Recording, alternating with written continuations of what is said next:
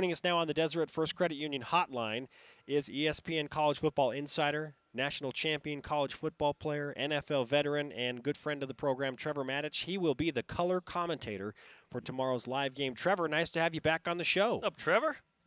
Oh, it's great to be back. It's great to be actually watching a BYU game in person, too. You're going to get paid to talk about and watch the BYU game as it happens. How are your preparations coming along? Working on the railroad. Good. I tell you, you hit a bit of a slow stretch trying to memorize the defensive roster, especially up front, because some of the names are, different from some of the other names. But I tell you what, once you get the hang of it, it's a good thing. How'd you get into the booth? You've typically been a studio analyst, but you're going to be in the booth for this game, which is a tremendous opportunity. Yeah, they called me up and asked me if I wanted to do the BYU game, and it didn't take me long to jump through the phone, grab him by the neck, and say yes. and that's about the extent of it. I mean, they called and asked, and I said yes. And I'll tell you though, I'm excited. I haven't done a TV game for about 10 years now, and I've done a bunch of radio games. The radio's different. Radio is play-by-play driven, so the analyst is sort of there to complement the play-by-play guy. TV is analyst-driven. So the play-by-play guy says what he has to and gets out of the way. So it's kind of a different flow. So I'm excited to get back into that. It's about time that the people on TV got more Trevor Matich, okay? Oh, that's exactly what they're all clamoring for, isn't it? What do you expect in the game tomorrow between BYU's offense and BYU's defense? Just strictly BYU standpoint, what do you expect from both sides of the ball? Well, what I expect is that they'll face a bigger challenge than I think fans might want them to face. And if they don't treat this game like a big game, then Portland State is a very good FCS team this year, and they've got talent on both sides of the ball to make plays. And so if you look at the offense, there's a couple things that really I'm looking for. One of them is I don't really know how good Tanner Mangum is. I know he's good at throwing the ball deep down the field to tall receivers, and they jump up and catch them. That's good. I know he's a great guy, and his teammates and coaches love him. I know that. But I don't know how he will be as a rhythm passer in a system that requires him to read the defense, drop back, and hit a spot at a certain time. And I'm guessing he'll be very good at it. But this is his first opportunity to really show that he can do that. So that's one of the main things I'm looking for on offense. Trevor, a few years ago, you dropped a line that we had some fun with. You said, don't sleep on Idaho State. So in the spirit of that line, can you give us the updated version of that with Portland State? Yeah, Portland State is better than Idaho State. So I was kidding around on don't sleep on Idaho State. I'm not kidding around about Portland State. BYU has better talent and better depth, no question about it. But there are 9 guys from FBS schools that have transferred in to this team. Several of them are in the secondary. They've got a couple of guys that will be playing key roles in the secondary. One of them is Chris Cisse, who a few years ago in 2014 started the Rose Bowl for Oregon, which was the semifinal of the inaugural playoff. And then he started in the national championship game.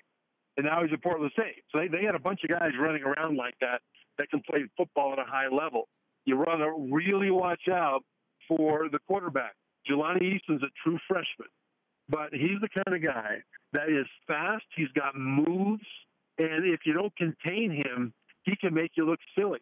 So this is why you've really got to pay attention if you're BYU and not just think this is an easy FCS lower tier tune-up for LSU, because this will actually be a good test for their focus because this team has some playmakers.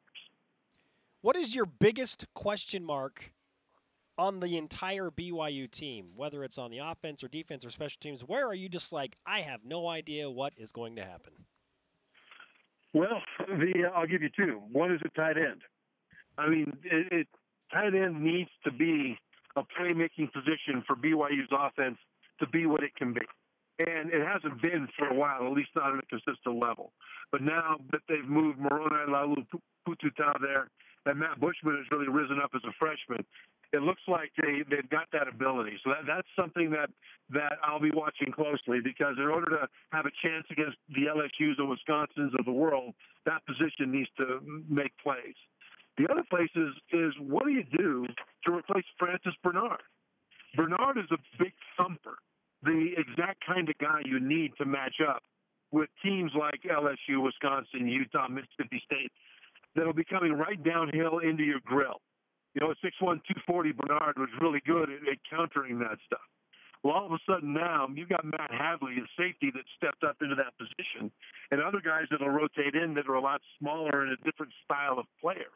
So does this defense, especially the linebacker core, does it kind of shift a little bit from what we thought as a downhill, powerful, tackling group in the front seven to more of a 4-2-5 that relies a little more on speed? I think they'll have to.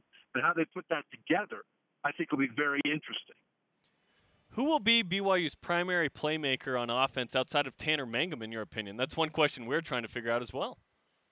Yeah, well, that's a great question, and that is a question that I think they'll have to answer. You know, I think Jonah Treneman, wide receiver, is a guy that really needs to step up. And how good he can be, I think, really depends upon his confidence. I think Tanner Mangum, one of his jobs will be to kind of get Treneman involved early so that he can develop that confidence, maybe even a little bit of swagger, because his speed down the field opens up everything else, and he's got enough speed to challenge the LSUs and Wisconsins and Utahs of the world. And the question, though, is can they get the ball to him and connect with him in this game in a way that'll put him in a position to be to have that confidence going into the games against the big boys. So that is a playmaker that needs to rise up.